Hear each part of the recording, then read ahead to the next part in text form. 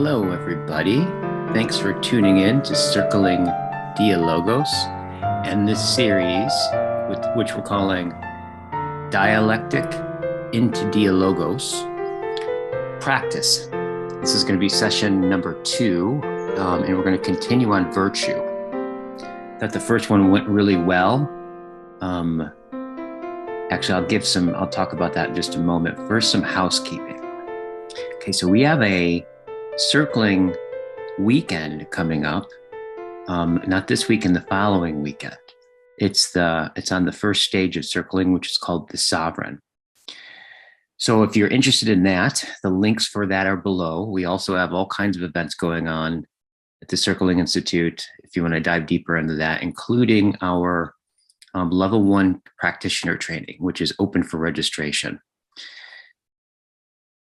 If you're interested in working with me one-on-one, please email me and let me know.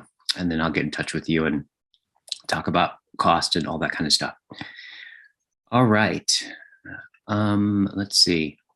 So this part where I come on and give some context, I usually do after the video is done. So I'm trying an experiment because I end up just procrastinating on doing it. So I'm going to try to just do it in the beginning versus the end, because the end ends up being quite extended. So I don't know how this conversation is going to go. The last one went really, really well. If you are interested in, if this is your first time listening to this series, I recommend actually stopping this video and going to the first one that introduces it. That'll give you some context of the layout of what the practice is, what it's for, what we're doing, what's difficult about it, what's intriguing about it, all that stuff. All right. So I'm looking forward to this conversation with Sandra and Daniel, and see you in a moment.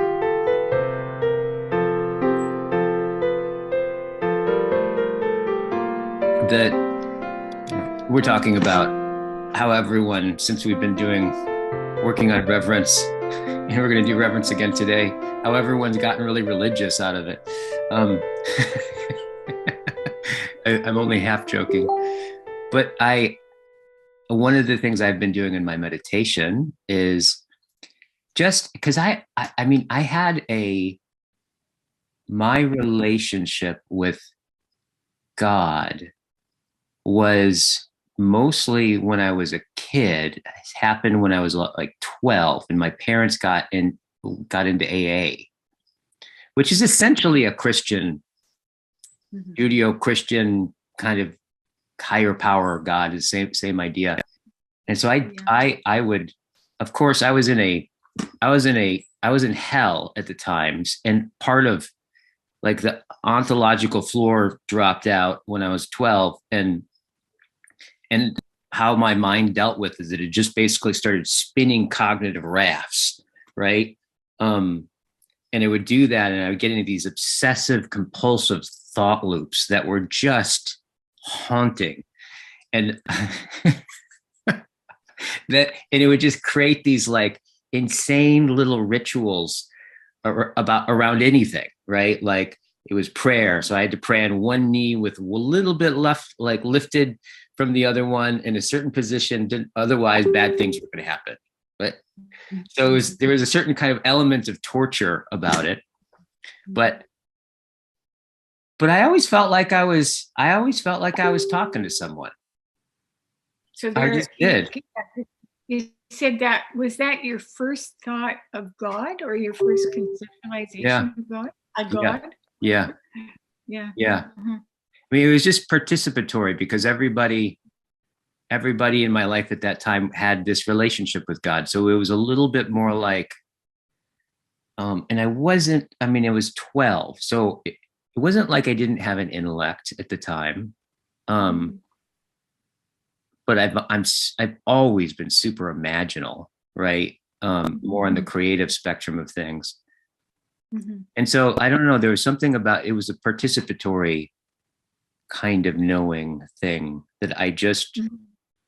it was like a part of the world, and I just picked it up because it was in the world in some sense, right? There's that kind of participatory sense.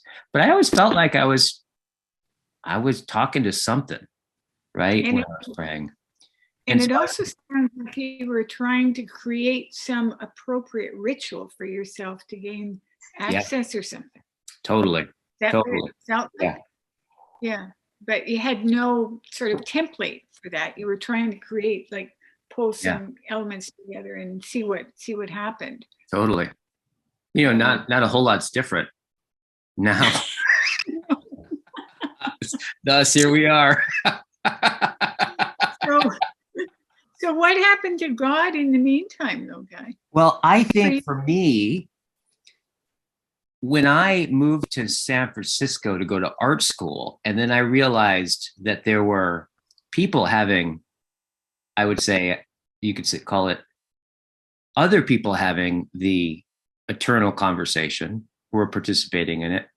However, they did drugs and they got hallucinogens, and it was a whole world that I'd never been around. Um, and th- and it's funny, and that world seemed to like me a lot. So there's this kind of combination of like, they were, whatever it was I was bringing to the table was unique to them and synergistic with them, and their language. And I remember the language, that the vocabulary was so new, but I knew what they were talking about, and it had a sense of like, that sense of moreness, and like a different shine on the moreness that I was from where I had come from.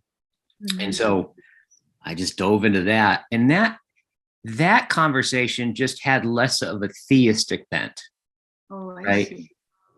It's more like, and I think really since then, because if I look at my experience, right, I don't have much of an experience of like that's just given, of like an entity of some kind or a power of some kind, proactively addressing me, right?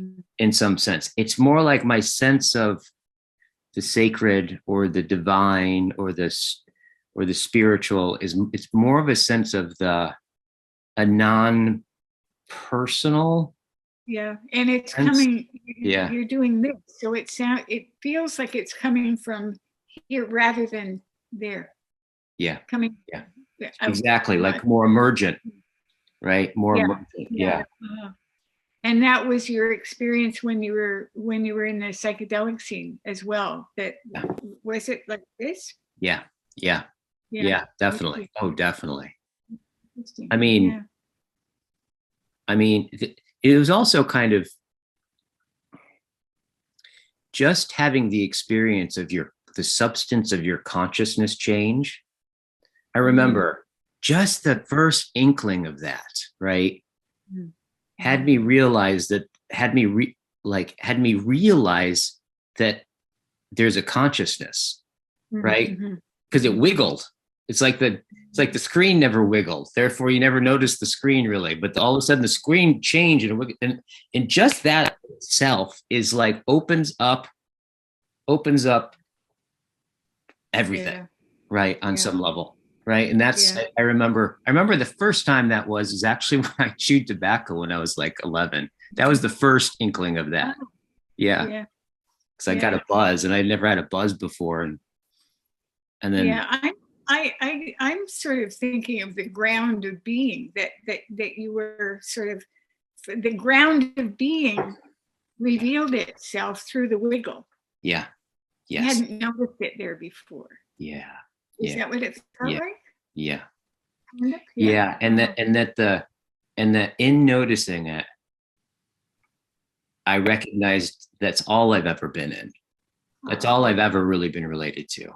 So there's a kind of there's a sense of homing that came with it as well.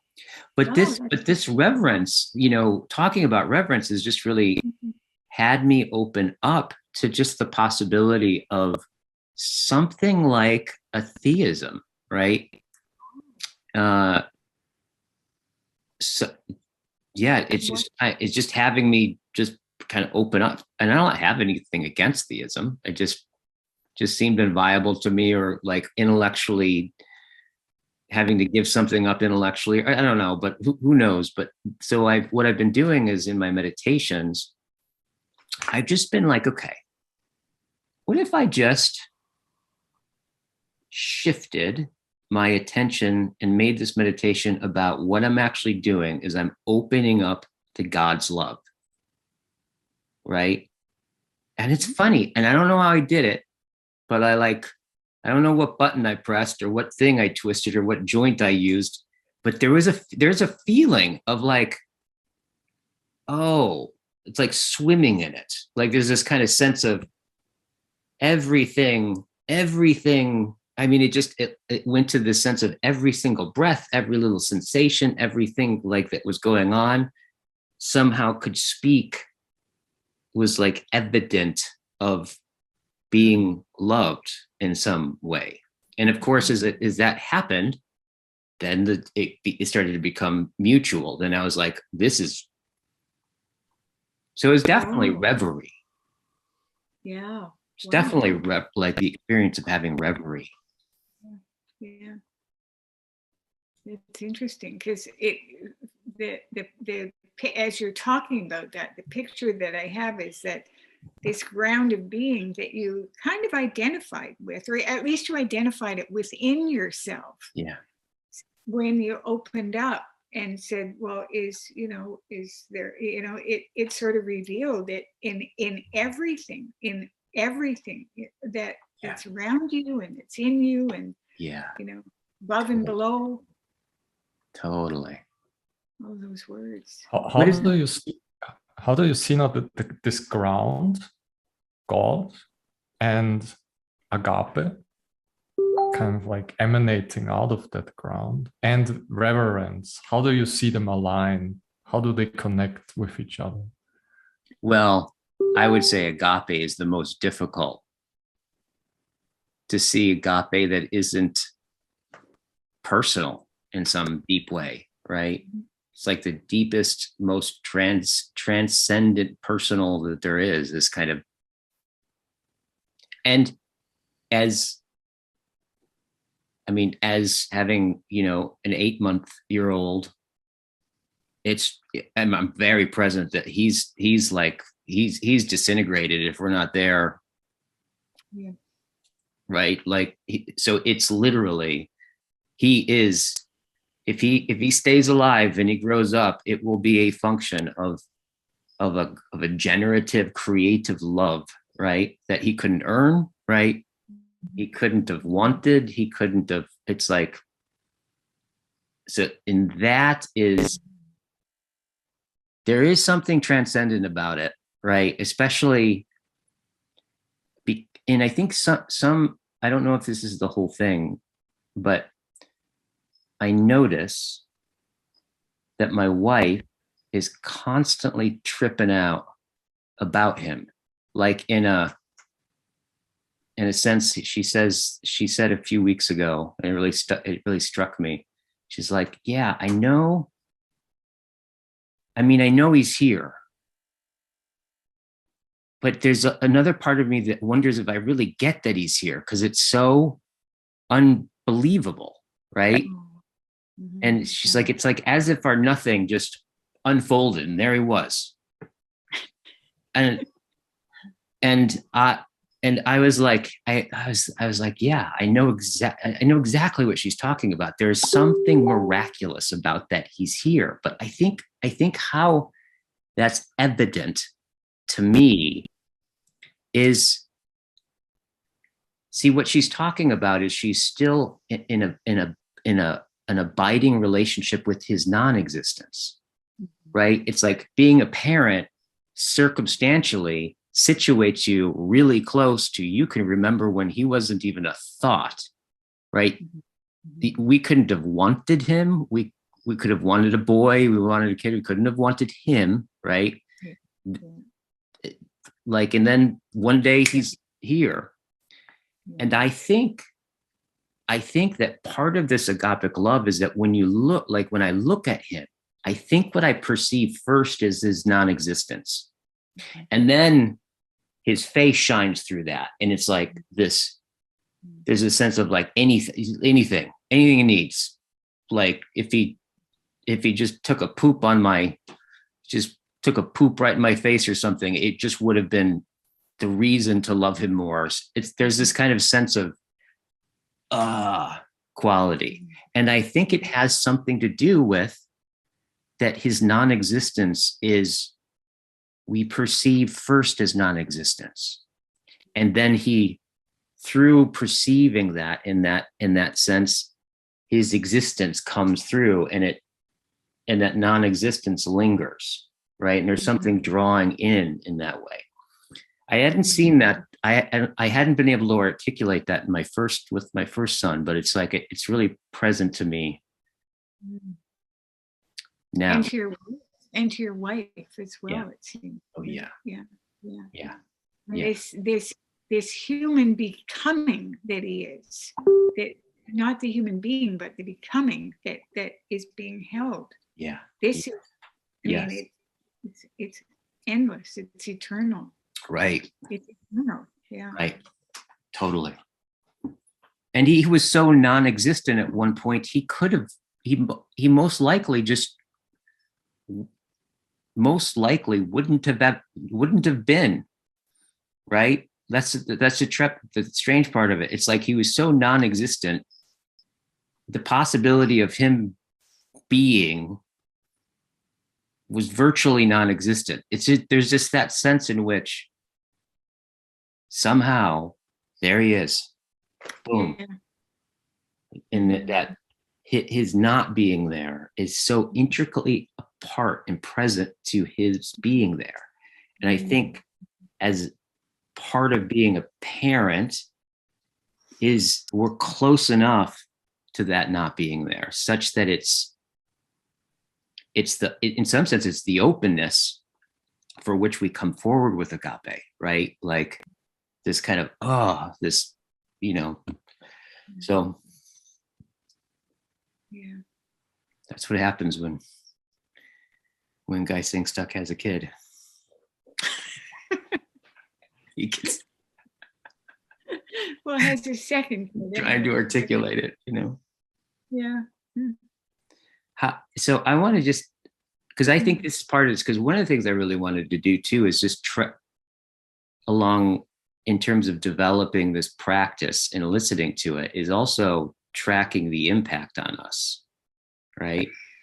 We've had a really cool email thread going right through all of this, basically talking about the different things that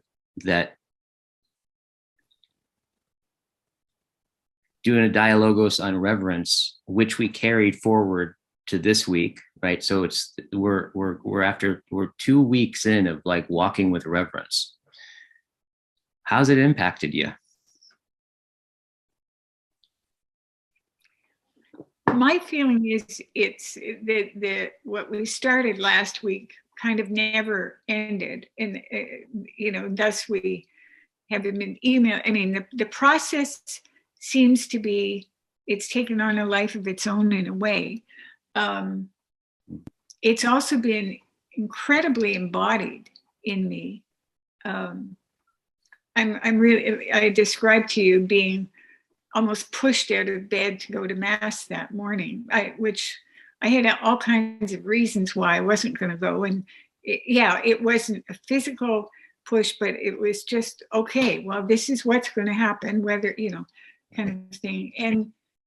And when I'm there now and I go and sit in front of I think they call it the tabernacle. I'm a converted Christian, so I'm not sure of all this stuff. But when I meditate, I hold my hands like this, which I've never done before. I usually do this posture or the Zen posture that I've been taught like this. But I just sort of naturally held my hands like this. And, I hesitate to say this, but really what happened was I felt the Holy Spirit. I've never, I've read about that. I've sort of, yeah, sure, but, and I hesitate even now to say it, but that's really what happened. Mm. Mm. So what happened yeah, to you in the dialogue, or what happened? No, when I was in my meditation, because okay, I was in pretty much, I was in no thought meditation. It was very quiet in my mind, but it just, yeah. Wow. And I normally don't, this posture was unusual for me as well. Yeah. I've never done that posture before. Huh. So yeah, it's something about doing this, just just you being just moved to or inclined to meditate like this. I mean, the thought was never there, but the body was being, it was sort of playing with almost receptivity, it seemed. It's been a very embodied kind of thing for me. Mm-hmm. It's been absolutely amazing, I would say. Absolutely amazing. And that's the one time I've done this practice. The very first time I've done this practice was last week. Yeah. Wow. Because as you know, I missed the practice on the introductory week. Yeah, totally. I'm going to say it's an extremely powerful practice. That's what I'm going to say. I'm going to propose that to you. Proposal, those are fighting words around here.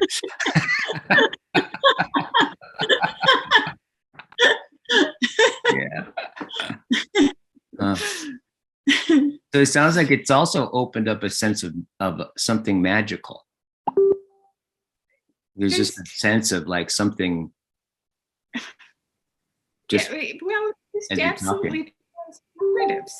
I mean, and I don't know even what dimension I'm talking about here. It just feels like, well, what I came across today was the real meaning of apocalypse being revelation, and I've been talking about this being an apocalypse all my life, all my 75 years. Yeah. Well, not all my 75 years, but all of my adult life. And the apocalypse is coming. I was saying it was coming. That now obviously it's here. I'm saying this. But today, when I looked at the real meaning of it, I thought, wonderful! How wonderful to be at the time of the apocalypse. I'm so lucky. I mean, I sort of think I sound a bit crazy when I say this stuff, but that's really how I feel. Yeah. Yeah. Mm-hmm. Yeah, it's really how I feel. And the other thing is that I would not know that that's how I really feel unless I had the opportunity to speak it and to be heard. And this is what this practice is. It's in all of us. It's in all of us, but we never get the chance to speak it. And how can we know it unless we are heard? And how can we become what we can become? Whatever it is that we can become, unless we are heard. And this I've never been heard. I feel heard now. Mm-hmm. You're nodding, Daniel. He went like this with his face, and wherever he does that, you go. Just in the last minute, just this, right? Saying it, actually sharing it with others, right? Making the logos, bringing it into Dialogos, actualizing it from non-existence, so to say. That seems to be really an important thing in all of this. Oh, yeah. Yeah, I'd say so, yeah. You've experienced that.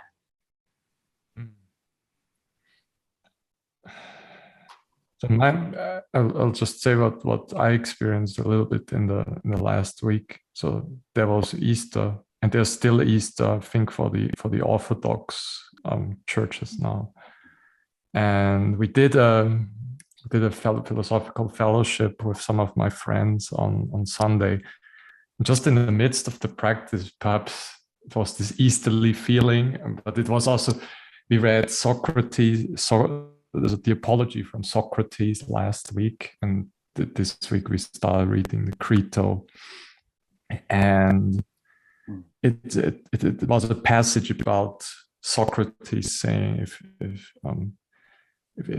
he was talking also, right? He had a kind of an attitude of reverence towards the gods, kind of unknowing still in regards to his death. And I just found myself in a like position like this during the practice for like a half an hour or so. Just this kind of prayerfulness, and as Sandra, as you were saying, your body was during the meditation automatically doing that. It was almost as if my body was almost automatically moving me into this position. I couldn't really. It was just the most natural thing in that moment. It was just that's what my body wanted to do, so to say, and I just followed it. I just let it happen, and then just this position is really. Maybe I'll try meditating like this with open hands. So but whatever fills my hands shall fill them. I'm just now very curious about this position. I would just like, maybe in the dialectic we can just inquire what it affords, what it does. That it's just very, very beautiful and mysterious at the same time.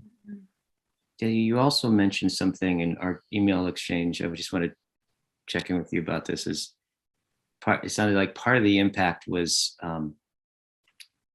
this sense of, you talked about a movement towards faith, like, or something faith, right? That, and you use the word that goes, that which goes beyond reason, an attunement to faith or something.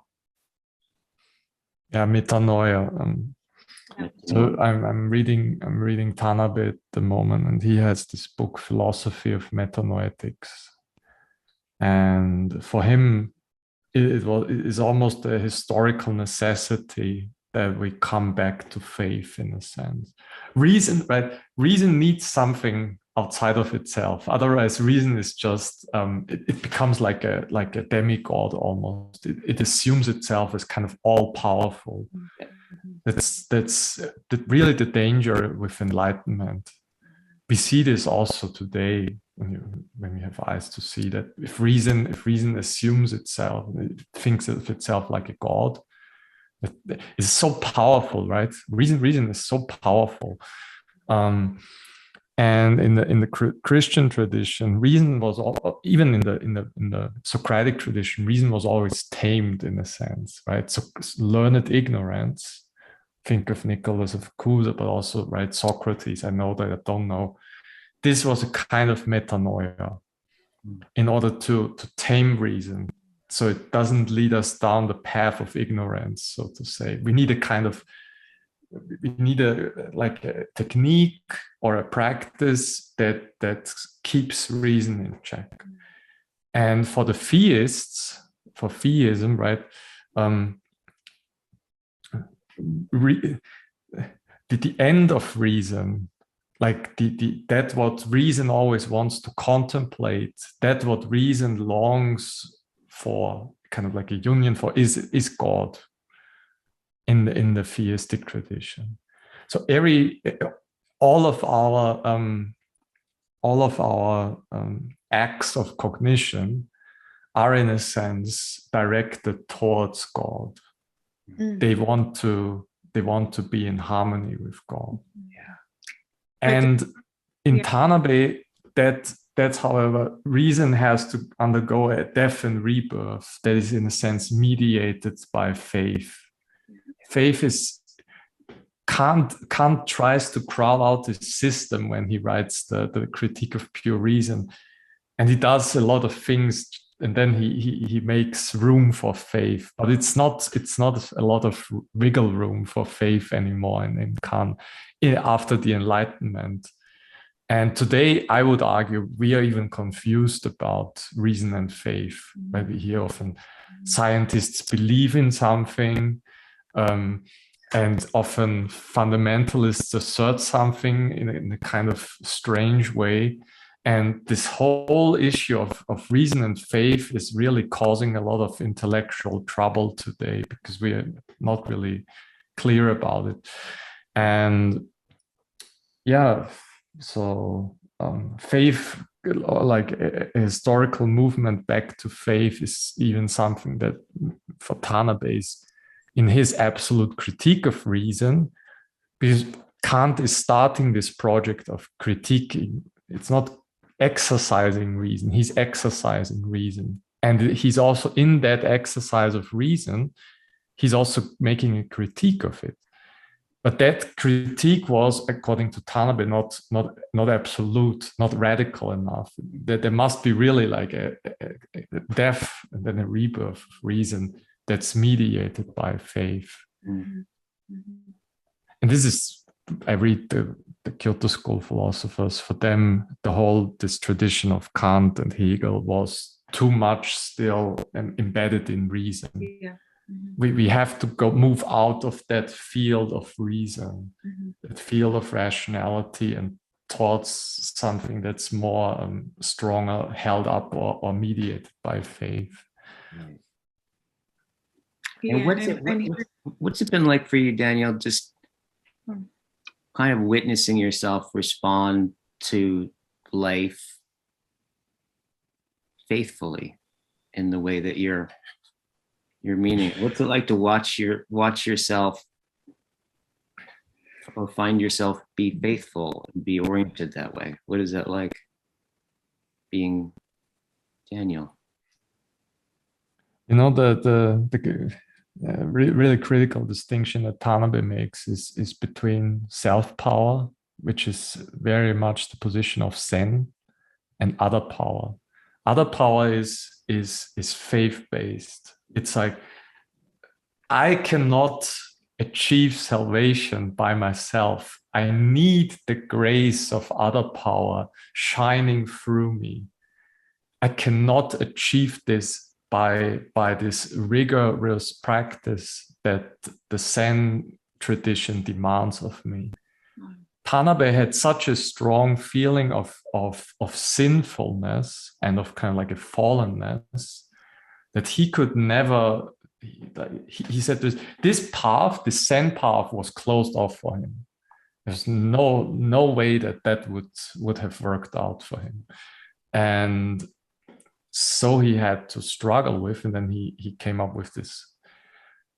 And he takes it from Pure Land Buddhism, that's more common also in Japan, much more common than Zen, for example. Yeah. Where you just recite the Nenbutsu. You just recite an easy prayer, basically. Mm-hmm.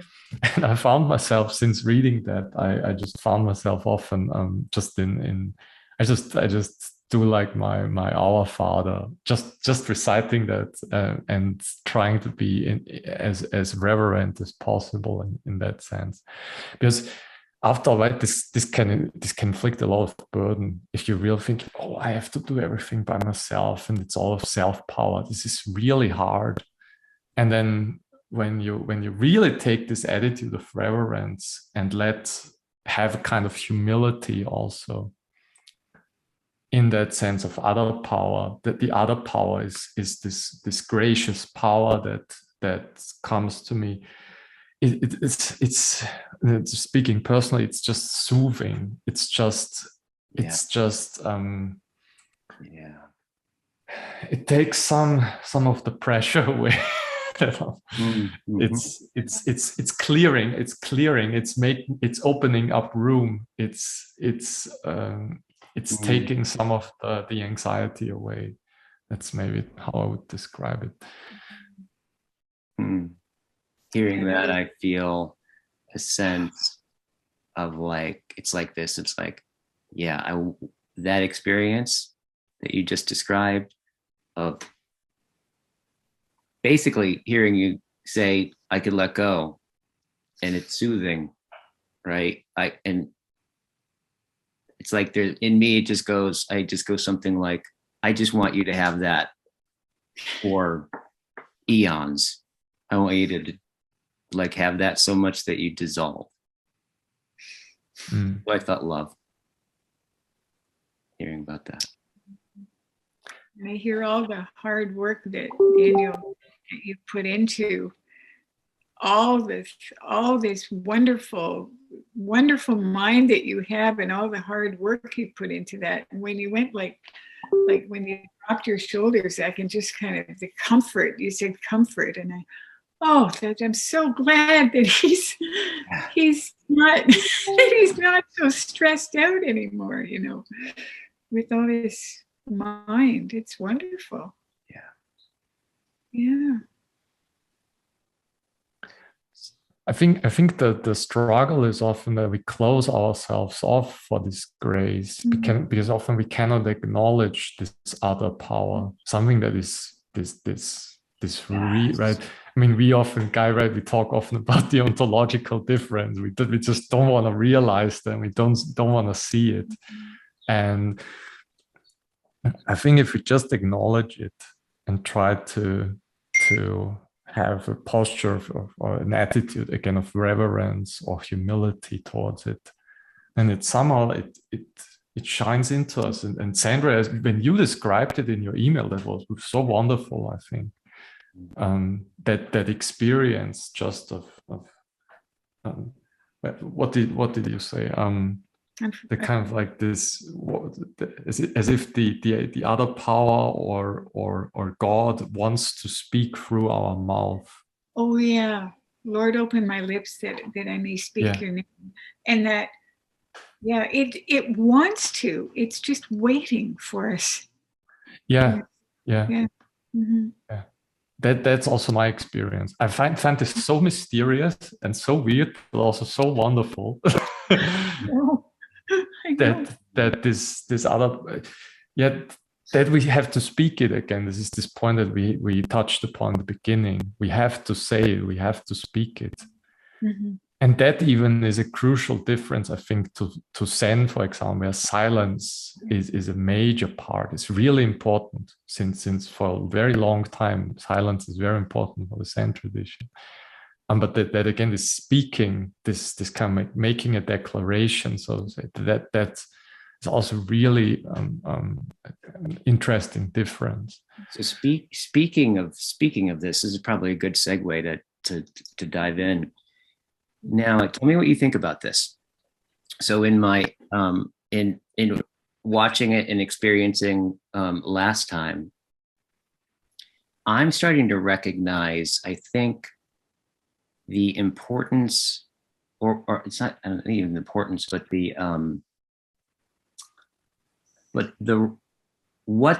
when we propose, what the proposition is, right? I think what it is it's when we propose and we go through it and we update it, and we change it, and we come back to it, right, through that whole process, that the proposition is something like a place of dwelling, right? It's a place of dwelling. And it's also, like we in some sense dwell in it, and it indwells in us. And that process, right, is, you could say, one of the places it shows up is how it changes, how it alters, how it deepens. So what I want to encourage us to do this time is make a point, and let's find out what happens when we do this, is make a point when the person who's proposing, like, write down, like the listener, write down their proposal, right? And then say it back to them, and just get clear about what the proposal is, and just write it down. And then ask your question, have them elaborate. And one of the things I've noticed is the pattern is they go on a ride, right? They'll go on a ride and then in some sense, when they come back from that ride, read the proposal again and just invite them to hear how it rings now, right? Yeah. And then any adjustments to that proposal, right, you can make with it. And then go on another ride and then come back and then just keep letting the proposition be a place of grounding. So when they're going on their ride, are the two of us sort of circling them on that ride? You know what I mean? Well, oh yeah, totally. Oh yeah. Everything's the same. I'm just saying is, okay, with every make sure and write down the proposition and keep reading it again, so they can hear what transformed for them on that ride you just went on with them, and how you know something's transformed as you perceive differently, right? And so that it also, I think, is a marker on some level of like the impact of following the logos. Okay. Right? Yeah.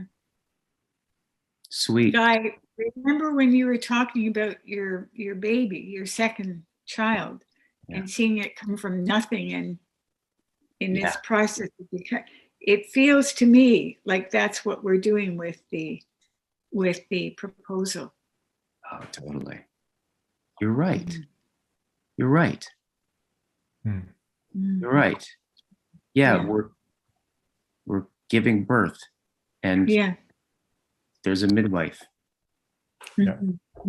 Sweet. Okay, so who would like to? Also, my sense was, what do you think about timing it? And I was thinking about 10 minutes each going around to put a little bit more of a constraint around it, because it's not clear on how we know when it's done. So I was thinking about, if let's experiment with like 10 minutes each. And then that would mean that basically within a half an hour, we'll all have gone. And so we can just keep going again. I'm going to recommend that we just keep going, right? Yeah. And there will be no doubt a learning process where we all start becoming attuned to the 10 minutes and do it naturally. Yeah, totally. Sounds good. All right. So make sure we got a pen and paper. I do. So let's start with it felt like that part was basically circling, connecting personally. Philea, I feel strongly phileic with you in the sense of fellowship. Could we just a moment of just a meditation? Just to, that's what I was gonna say. Is like, now then let's go into silence for 5 minutes. Yeah, great. Okay. Go ahead and find the silence. And have the silence.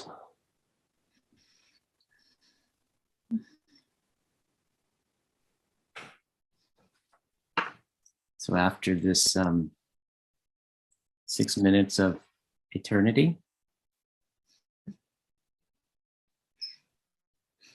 how about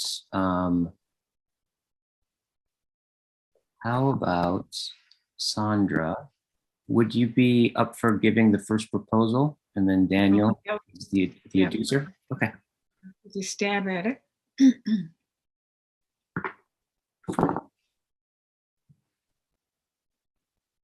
And then remember the thing that Daniel starts off by Daniel saying, Sandra, what is reverence? Sandra, what is reverence? Glad to be doing this with you.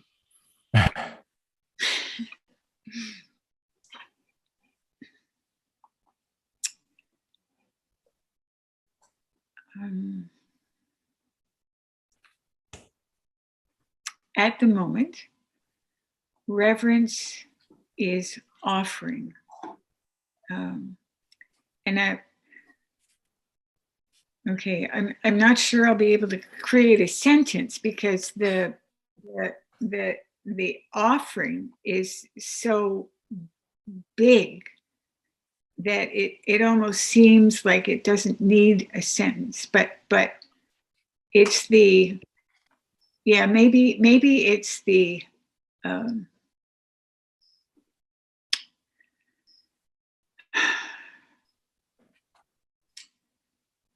like, I'm sorry, I can't come up with a sentence. It just seems to me to be reverence is the offering. And you might say the offering of self to, but I don't even know if there's a to anything. So yeah, it's hard to create a sentence. That's okay. So right. Reverence is offering, and you left that. Yeah. Not unclear, but you were grappling with what sort that offering was. So I just want to maybe, could you reenact when you closed your eyes, what was coming up there? Maybe what images, or what feelings, or what sensations? Yeah, it was just this movement of offering. So it felt like I could put words to it and say it's offering of the self, but that almost makes it like too concrete. But the movement of offering is so like it's the so movement. Okay. Yeah, and it's all of, it's an entire offering. It's an entire offering, not without any expectation of anything, really. So reverence is an offering without any expectation. Yeah. And when you did this sense of it's all encompassing, it enfolds everything.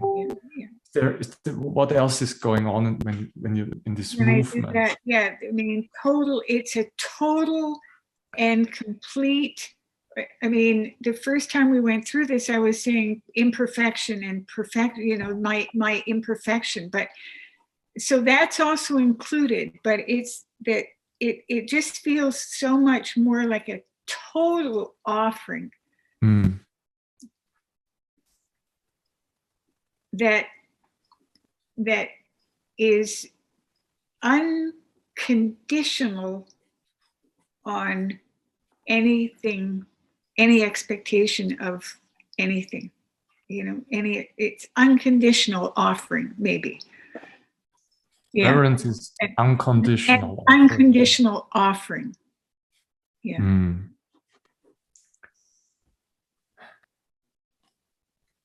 Well, I would like to inquire more about the movement. Mm-hmm. There's in this offering, you talked about this, there's movement. There is movement because the movement is of kind of seeing the inadequacy, the imperfection, the all this stuff of the self. Sorry. Just seeing all of my suffering, all of my attachment, all of this, I gather up and I offer. Yeah. It's sort of like that. Yeah, that's the movement. So it's not just like, oh, here, it's not just like that. It's not an offhand sort of thing. It's a contemplative, totally accepting of every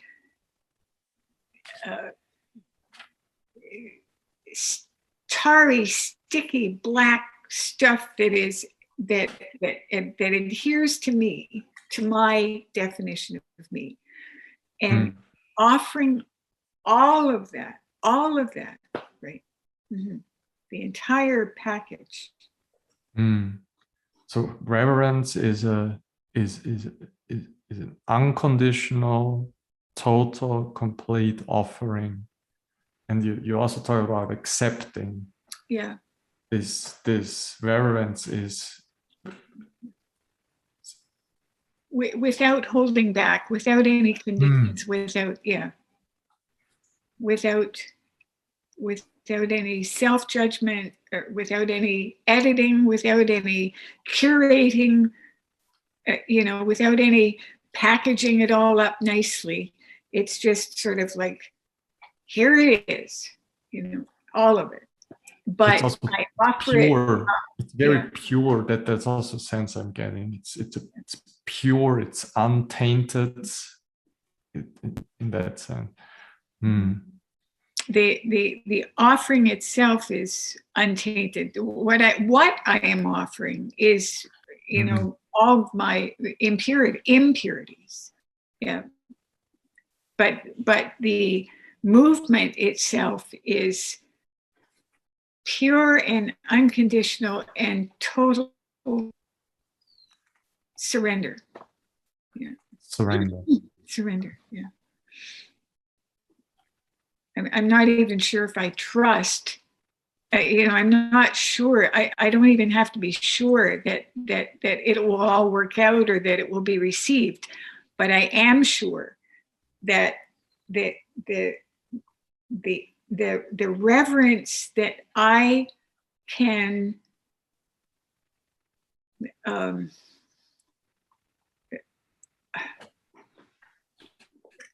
when you just I did that again, didn't I? Yeah. You did this again.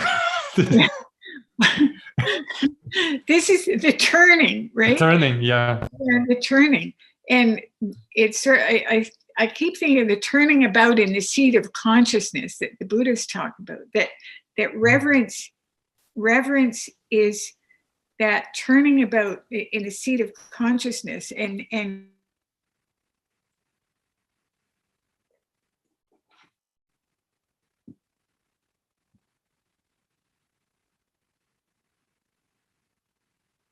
Okay.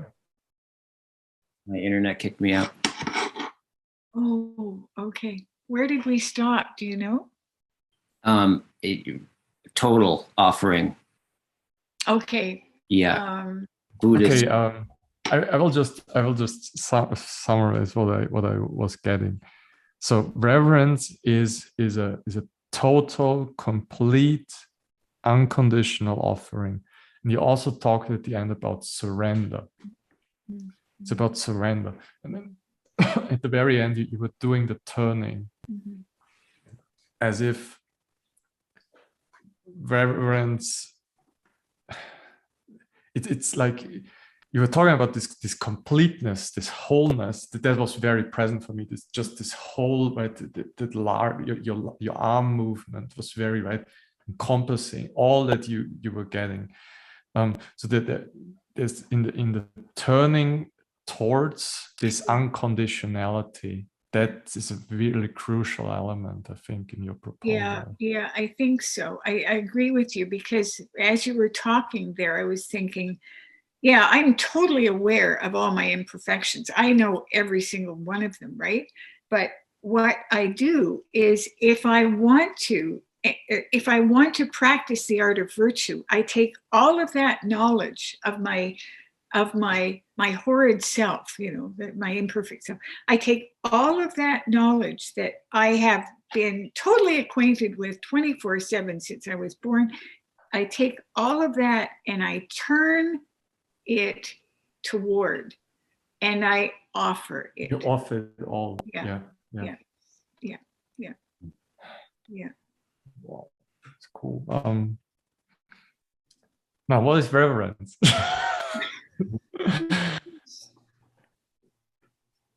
Go, Daniel, go ahead and just read what she has so far and let her listen to it.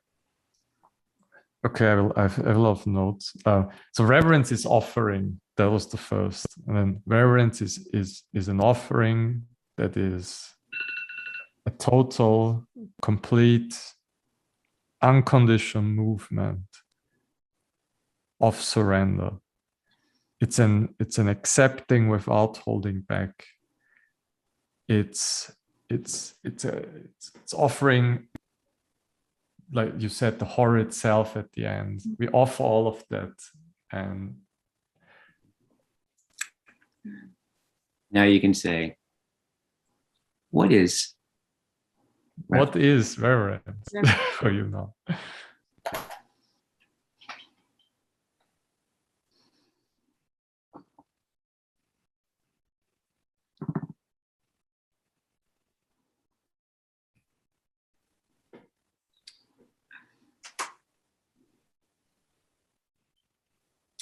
Reverence is the act of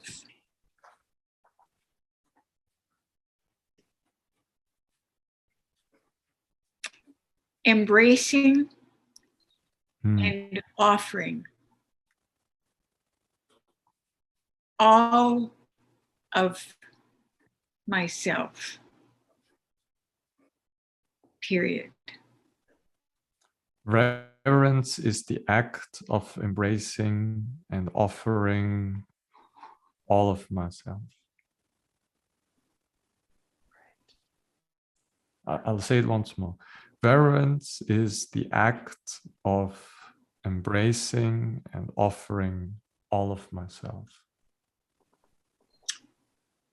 Yeah, that will do. And I'm at the point of, I don't know if it's aporia or if it's the mysterious, because I want to say all of myself too, but I have ... after that.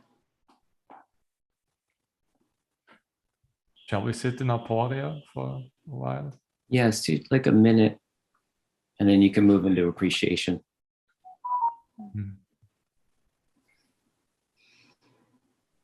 Yeah.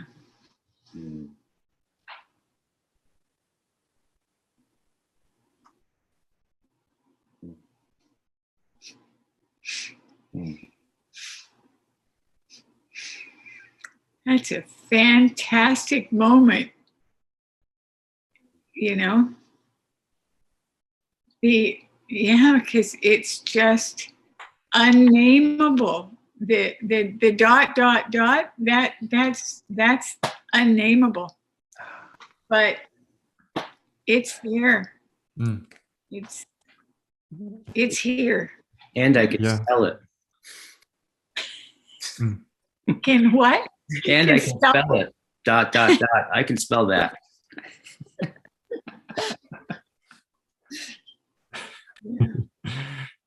Geez, aporia is great. You know, I'm really glad we've got aporia in this practice. Yeah. That's brilliant. Aporia. Yeah. Okay, I will say what I appreciate. I have a lot of thoughts. I tried to make it as succinct as possible. You were enacting metanoia in the proposal, because you always were, you were struggling with putting it into words, but you were letting go of it. And no, we embrace it just as it is. Because at this in this moment of aporia, what could easily happen if we, and I think this would happen if we wouldn't have the virtue of reverence. If we would be irreverent, reason would just go mad. We just, what is it? I don't know. Yeah. And I'll just think about it and have my reason. I will have a tantrum, so to say, because I want to grab it. I want to hold on to it. But you were doing this so wonderfully in the practice, as if, right, the virtue of reverence is informing your embodied faith, witness, and then also your action. And in this sense, this action, faith, and witness was then turning you toward almost naturally to the ... that which we leave unnamed for now. We have to. Yeah, we have to. So I really, this was really great.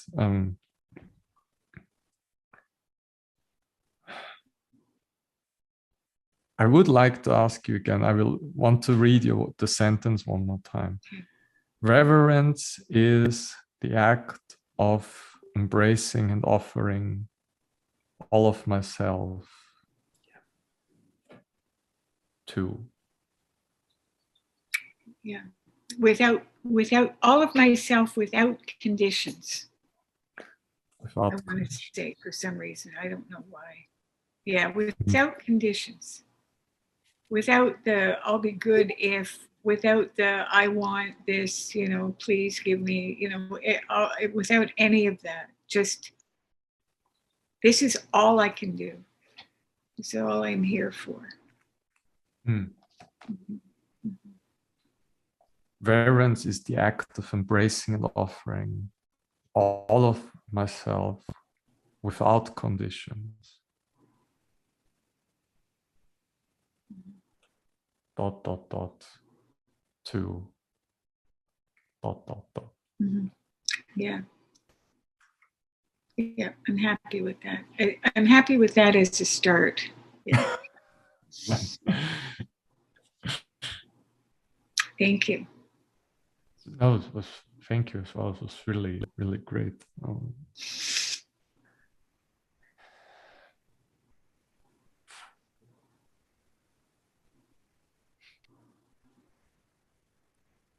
So you did appreciation. There's anticipation. Now, anticipation. And then what's missing or mysterious.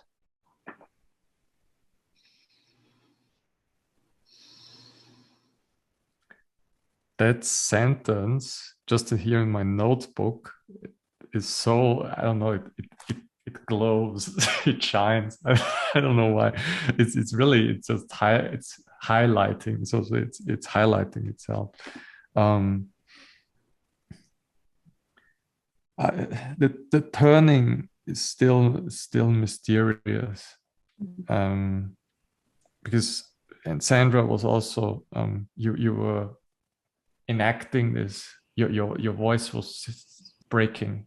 You were kind of like, you couldn't say it, because otherwise something would have happened. And that for me was almost an act of, kind of faith, of reverence. So I propose that reverence is, and I will build this off again. Reverence is the act of embracing and offering all of ourselves unconditionally. And that is grounded in unknowing, in humility, in an ignorance that is essential to our being. So hang on one second. So reverence is the act of embracing and offering all of ourselves. What was after that? Unconditionally. Unconditionally. Yep. And it is grounded. It is grounded in an essential unknowing.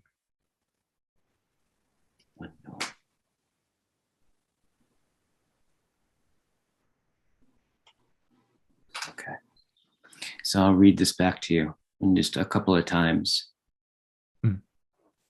Reverence is the act of embracing and offering all of ourselves unconditionally, and it's grounded in an essential unknowing.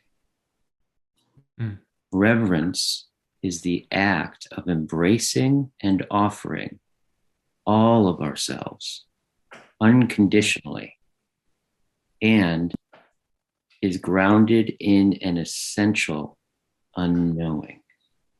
Yeah, and I have an image in my mind now. A fog. Okay. And somehow that that reverential unknowing helps us to kind of like, so we can stretch our heads a little bit out of that fog and see the divine grace. So the reverential unknowing is analogous to a fog. Like there's a fog and the peeking out. Yeah. Peeking out of that fog. That's the image that comes with that turning a little bit. It elevates us, this turning. Yeah. It brings us closer to the source. Yeah. That is always invisible. Because it is invisible, it will always create this fog in a sense. And that's why we have to, this is our job as human beings. We have to learn to navigate through this fog. And that is that part of why reverence is a virtue. Mm. Is it a virtue because, in some sense, because it gets foggy? Mm. Mm. And explain that more, Guy. It's reverence is a virtue because it gets foggy, right? So he's just bringing. I'm bringing in the analogy. It's like, oh, this thing that we can come to know, right, is beyond all words. This is what I'm hearing. Yes, it's beyond all words, right? So by, in some sense, there's something about that beyondness or moreness, right, that inevitably makes things foggy, right? Because it's unknown, right? And I think fog, I don't know, for me at least, maybe for me, fog is a nice image. Yeah. Because fog can, if you don't know what's beyond, the fog is very terrifying. Right. If you know everything, kind of, then the fog is beautiful. Right. It's just you can embrace it. Right. Even if you don't see, even if right, we are all blind in a sense. Even if we don't see everything, right, we can all embrace it and offer ourselves to it. Right. But if we don't know, or if we do not know how to navigate through the fog is just terrifying because we don't know where to go and we lose ourselves. Yeah. Yeah. That's how I kind of like relate to that image. So I'm gonna read this. So we brought in that analogy of the fog. We went on a little ride with that. So I'm gonna read the proposal again and just reverence is the act of embracing and offering all of ourselves unconditionally, and it's grounded in an essential unknowing. And I will add, I will speak slowly, and in order that this unknowing doesn't create, let's say, a fog of distress, of nihilism,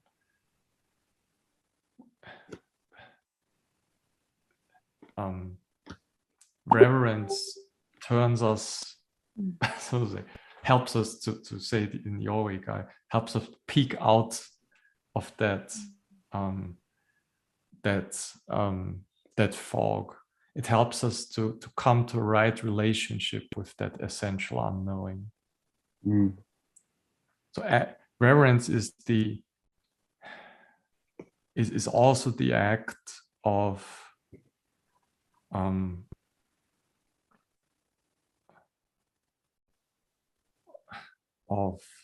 cultivating the right relationship to the essential unknowing that is just inherent in our beings. Right. Regulation, essential unknowing, that's inherent. Right. And then it helps us turn to that which is always beyond. I could say beyond, beyond, beyond. Okay. So reverence is the act of embracing and offering all of ourselves unconditionally. And it's grounded in an essential unknowing. In order that this unknowing doesn't create, in order that this unknowing doesn't create nihilism, reverence helps us come to right relation with the essential unknowing that's inherent to our very being. I'm very sorry. German speakers have this tendency to make sentences extra long. Okay. And it can, in German, sentences that are extra long can also be very beautiful. Okay. But for English speakers, I know this is horrible. This is also when Germans, when we write in English, our sentences just get long and long. Great. This is great. This is great. I will try to say it. Reverence is the act of embracing and offering all of ourselves without conditions, unconditionally, and that includes our essential unknowing. Yeah. And especially our essential unknowing. Yeah.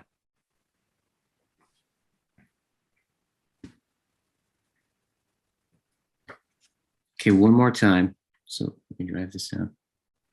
Reverence. Mm. Mm.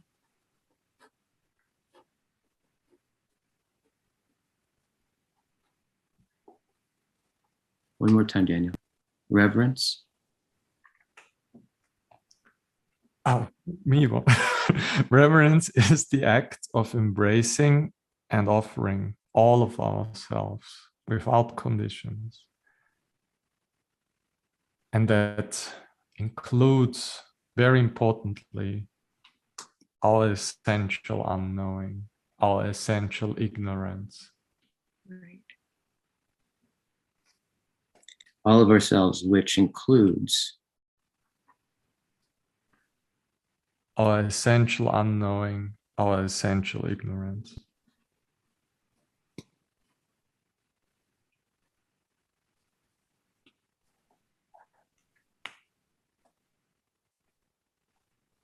And that's less. Reverence helps to help us have a right relationship to this ignorance. Yeah. That's, I think. Then maybe I will say it like this: that includes a cultivation. That includes cultivating the right relationship to the essential ignorance. Includes cultivating the right relationship to this essential unknowing. This essential unknowing. So reverence is the act of embracing and offering all of ourselves, which includes our essential unknowing and ignorance.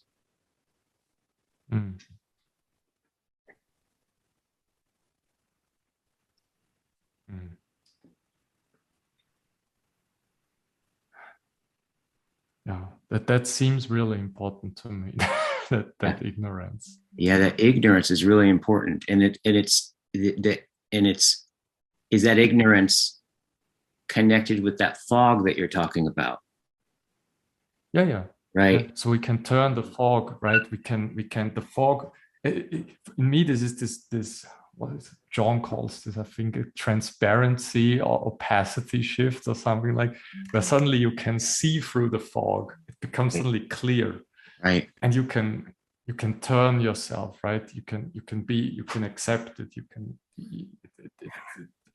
It's not a barrier. It's suddenly it's not exhaustible. It's not like a wall. It becomes inexhaustible, like a bottomless ground. That's just a abundant and rich and ever flowing, ever giving, all encompassing. Yeah. And in that sense is like what I'm hearing is and I'll go into appreciation. So the thing I'm appreciating is this growing sense of the fog being more and more a gift. Like the more we're looking at it, it being essential, right? So this essential unknowing, this essential ignorance is a fog that is, I'm appreciating about actually how much work it's doing. It's doing a lot of the lifting here, but it's also, this fog seems to be, it's all about our relationship to it and reverence, right? Because it could also just be fucking foggy and make us blind and just lead to nihilism and probably arrogance, all of like the opposites of this, right? Where we'll confuse, I would imagine, like, you know, fog, if it's foggy out, and I've always been in the fog, I just call it clarity, right? And then it's clearly like I'm more clear than anyone else. And therefore that's why we should, like, you know, just nuke everybody or whatever. But reverence seems to be, yes, it's allows that turn, right, to what was or could be bad, reveals it's good. Yet I love that the fog doesn't go, that the fog is essential. Yeah, totally. Appreciate it. Almost like a vehicle, the vehicle that through which we travel, in which we travel to grace. Yeah. So I would say, so I'm anticipating. So I like what your proposal, I think, anticipates, right, is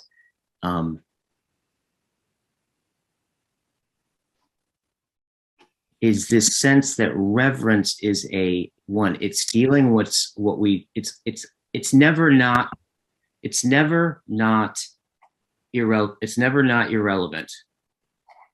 It's like it's dealing with at the level of reverence is always at stake in what we're doing. It's always available. We never leave home without it, or at least we'd never leave home without the fog, right?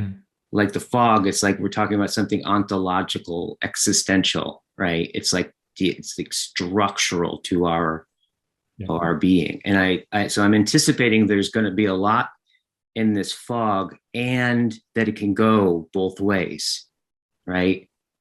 And it's about our relationship to it, right? Yeah, totally. It's turning in the fog. Yeah.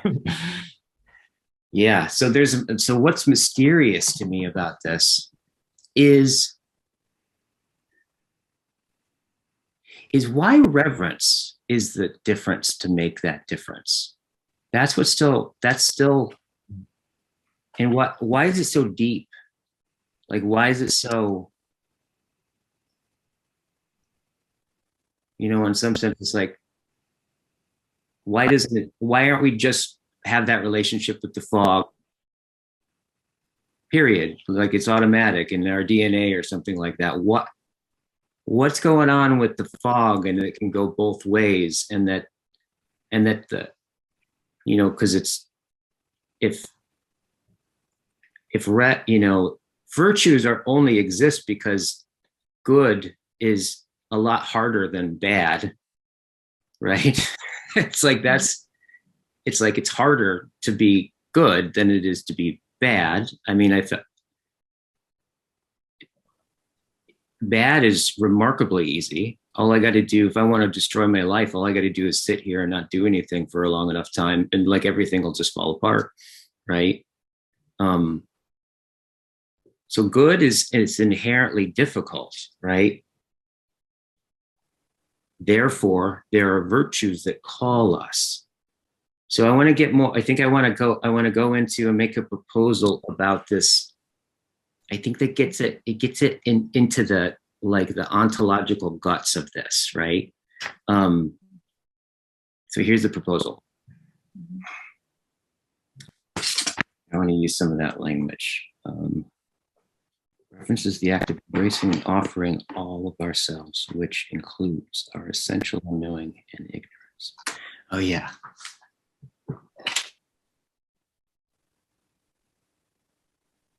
So I'm gonna use yours and I'm gonna add to it. Reverence is the act of embracing and offering all of ourselves, which includes our essential unknowing and ignorance. And that essential unknowing and ignorance. Reverence. So let me talk through this here for a second. So, and then I'll put it into words. So there's something about that the unknowing and the ignorance doesn't go away. It's actually transformed through reverence, right? There's a reverential sense about it where ignorance reveals, like the fog reveals its clarity, it reveals its transparency, it reveals the thing that you can peek up out of, right? The very thing that can be our demise or lead to arrogance and nihilism is the very thing that can enlighten us, but without from the level of content, without having the ignorance gone, but the ignorance is transformed, right, into the essential ignorance that somehow shines through the good, right? So there is, I want to say it like this, I think.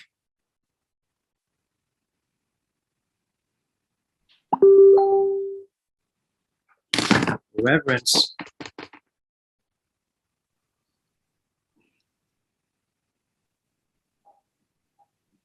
is the condition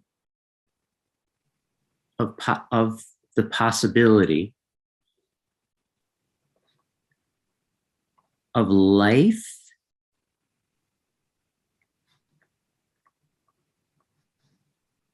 disclosing its gift character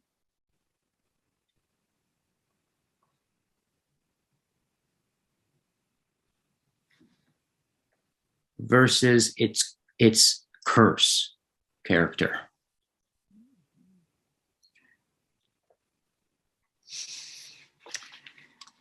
So, Guy, reverence is the condition of the possibility of life disclosing its gift character versus its curse character.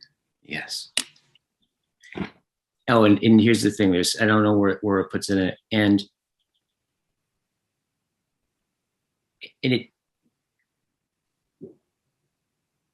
so I'll walk through this. So there's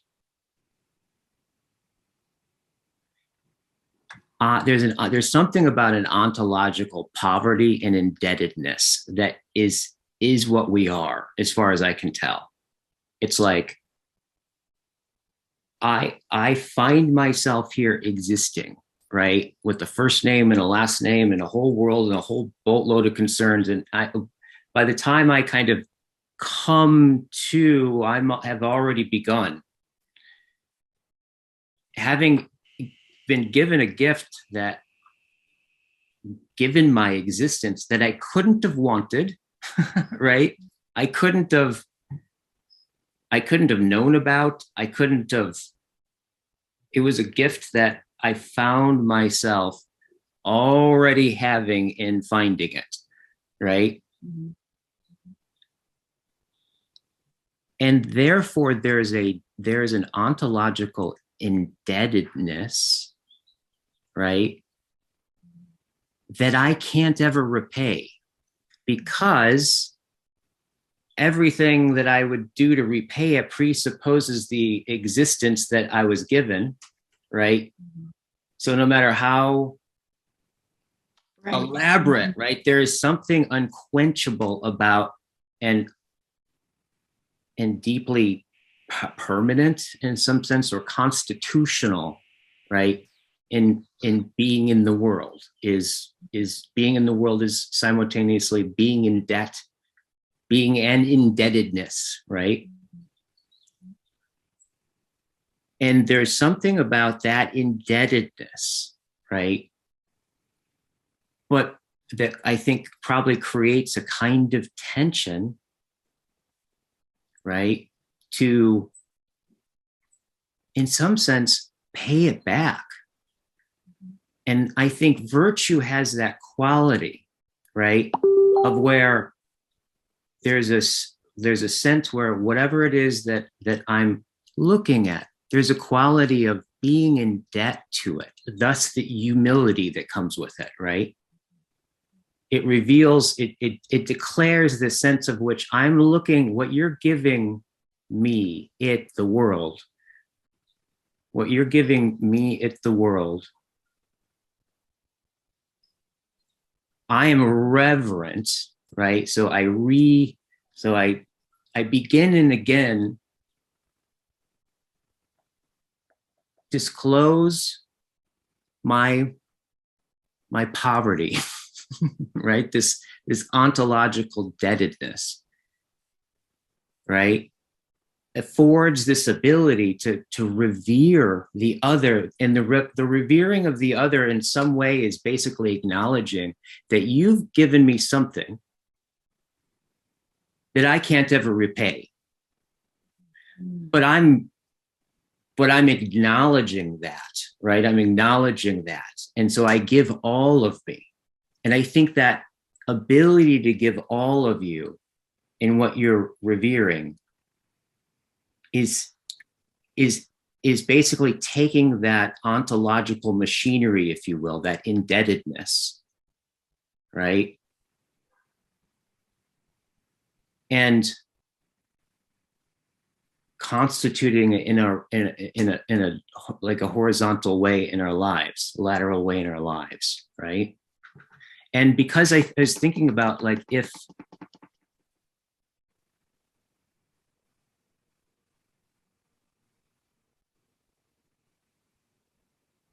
because there's something about reverence when I think about this, of like, let's say I'm in reverence of a teacher who's masterful at something, and his way of being mastery, I feel so much reverence for. And let's say that I actually, through that reverence, get close to him and he teaches me, but it's from the sense of reverence. I can imagine, even when I become better at him at that very betterment, right, is given by the reverence, right? It's like, it's my very reverence with, therefore, even when I'm better at them, I'm even more in reverence. And it's got very much that similar structure to existence, right? Of like, I've been given a gift in which I can't pay back. I feel that tension of it, right? I feel the ontological guilt, the ontological anxiety, the sense of being in debt, right?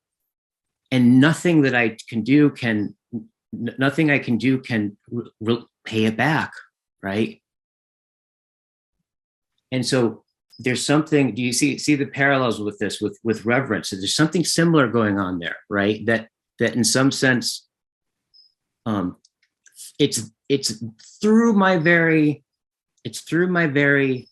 indebtedness that actually affords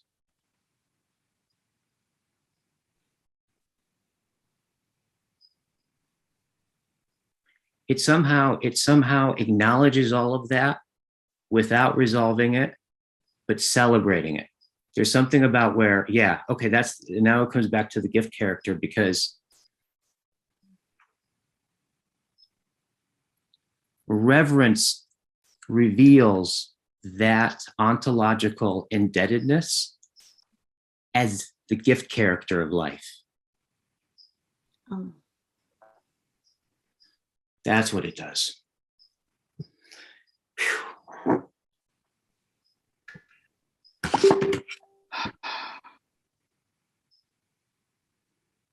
Oh, and I forgot to press time. So I'm imagining we're right about 10 minutes. Okay. Good. Mm.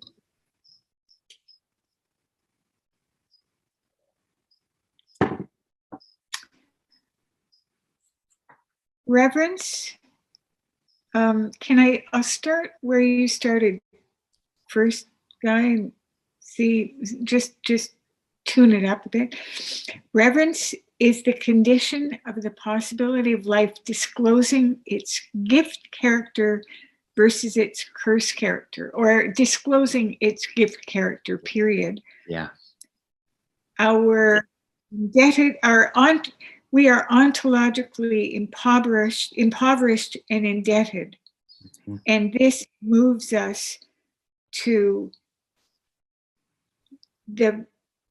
reverence in acknowledgement of our inherent impoverishedness and indebtedness, or something like that. Yeah. Hearing that again, I'm realizing it's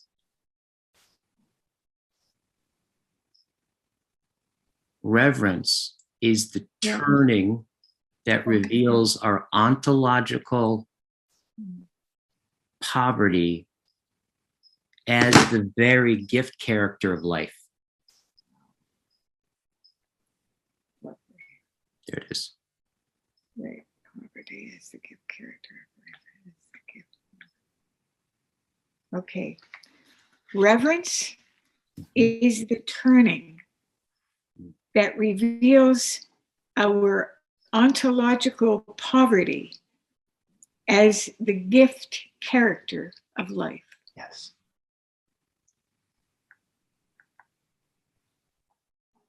I think it's actually reveals. Yes. Yes, I think that's good enough for government work. Well, okay. So, first of all, is there anything more? Can I read it once more and see if you want to add anything at all? It's Reverence is the turning that reveals our ontological poverty as the gift character of life. yeah. Oh no, it's more like the reveals our ontological poverty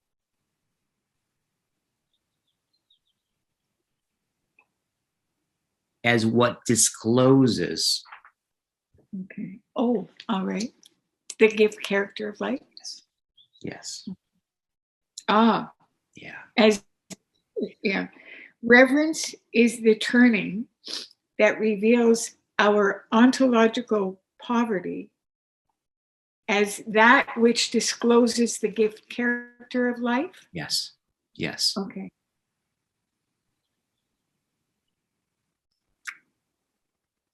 Aha.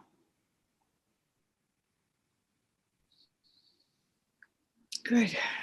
Okay, so we're done with that? Sure. Yeah, okay. So I'm appreciation first. Mm-hmm. Okay. Yeah.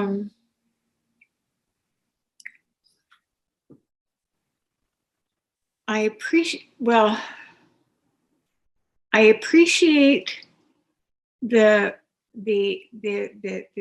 gift of the introduction of the gift of the gift part, because where we started out was the offering, but it's sort of like to that which has gifted us, but how can you possibly name that? We have no idea of that anyway. So I appreciate that the way in which you've brought this, this the gift part into it, and the not the way in which your perspective has brought a movement into this whole discussion, this cycle that we've done. I feel kind of like it's you've created a work of art, a poem, yeah. It's not a treatise. It's a piece of poetry, Right. and I really appreciate that.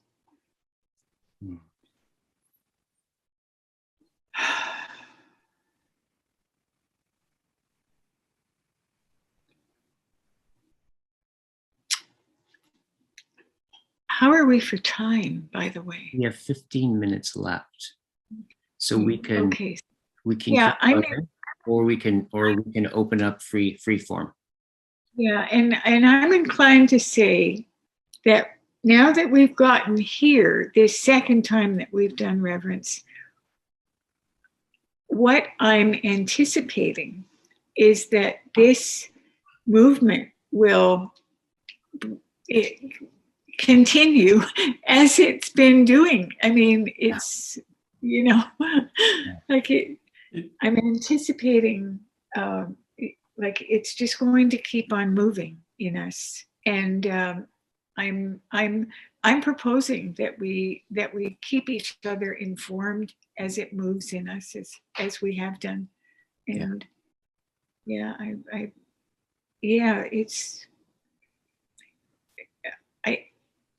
I don't know if we'll feel moved to name another virtue or to stay with this, but it seems to be Yeah. So let's go just open dialogue now. Dialogue, yeah. I'm sitting with that there's something about reverence that addresses and displays a tension, a deep tension, right? A paradoxical tension in us. And in some sense, doesn't resolve it, but transforms it with reverence, right? And that goes back to the fog you were talking about. Why is it? Why does that image work? Because it could go both ways, right? Reverence is the thing that teaches us, and it seems to be so. See, this is why I'm wondering if like reverence isn't the virtue of virtues, right? In some sense, because it seems structurally what all virtues are, or something like that, Or it's the virtue that affords all other virtues. Yep. Mm-hmm. It's essential. It's a necessary and essential component of other virtues, because if they don't have the component of reverence, they're outside of our embodiment, outside of our experience, outside of our ontology. Totally. Yeah. Put that the word, Daniel. I think my language is insufficient. You'll be the judge of that.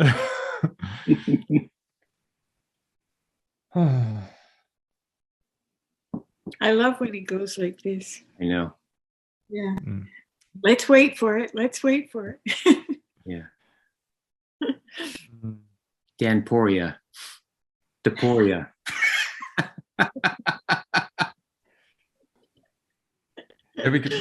Right? Reverence moves us so deep into this religious dwelling space. That's what you're feeling. Then I can write, and then I can just still write this. Can just bow down and be humble, and there's the piety, right? There's that disclosure. Yeah, but reverence. If the turning is so important, right? And if reverence is indeed the virtue that helps us achieve that turning, So let's say the ontological poverty is revealed, and you said, right, as that which actually discloses the gift of life. If that is true, virtue is doing that, then I think it may really be the virtue of virtues. But the whole problem, we don't have philosophical problems here so much, but right, a lot of people would like to avoid going into that religious domain, because that domain is so problematic today in our time that you just, right, there are a lot of snakes waiting there, let's say, that just in our time, right? But apart from that, I think that my intuition and my being just says, yeah, that's true. Right. Seems there is something profoundly right about reverence as the virtue of virtue. Are you talking about the ... That yeah, and turning to this and right, keeping it open, right? Yeah. Not turning again into the fog of ignorance, but totally having like opening the hands, opening our beings towards that. Yeah. So it can shine onto us, can inform us, transform us. And that's so important, right? Transformation. Yeah.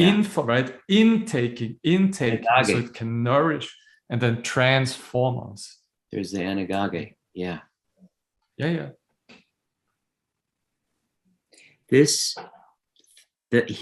Here comes this picking up on this.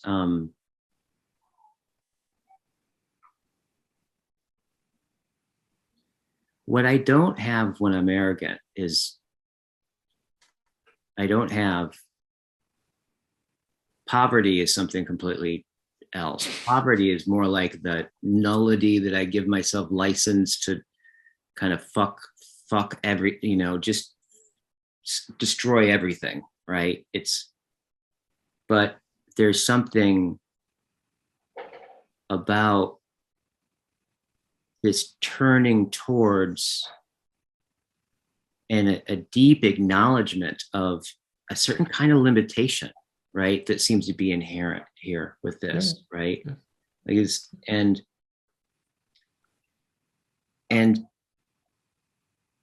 in that, right, that starts to reveal what we're talking about here is this sense of like, it's like we're all, from just talking about reverence, we're all going to church now, right? We're all opening in these, these unusual ways. But and I want to just, what's still mysterious for me is in what way it seems like what we're actually offering is a debt, an indebtedness, an opening, a poverty, right? Like a certain kind of that I have a feeling has a reciprocal relation, right? That in some sense can turn the one who's being revered into that which is worthy of reverence, right? And then turn back to us, and here's the reciprocity that then turns back to us, and what we get back is not the resolution of of our debts, but a kind of celebration of that I'll never, ever, ever be able to pay you back. And that's why I'm in front of you. And that's why I'm giving you everything. And that's why I'm precisely because if I could give it you back, I would, but I can't. And that's exactly what has me sitting here going like this, right? This kind of, so there's something about, it's revealing something about us. And the point of practicing reverence is not so we can enrich ourselves, because that would bring us down deeper into the fog. Right. But the point of doing it is not even empowering, but it's not even impoverishing, further impoverishing ourselves. It's just to, I don't know, but it's certainly not, you know, it's certainly not so we can earn brownie points or anything like that. Yeah. It's to enrich our hearts, to enrich our souls somehow. Yeah. Right. What happens? We didn't touch upon so much in this one, but it has these ontological implications in that sense. If we do that right, then the world starts shining as well. The world starts lightening up. We start caring for the world. We start caring for creation. Character. Yes. The character of, well, the world takes on a character of gift. And it's disclosed through, in some sense, my realizing my indebtedness, right? And the fact that I can't pay it back, but that becomes the thing, the openness that discloses the light behind things shining forth as a gift. This and this reverence right? It's like has this sense going back to origin, going back to the original, this sense, right? And this, what you call it, it's a debt and a gift at the same time, and that's why it's very paradoxical. And I think reverence does that transformation, or at least it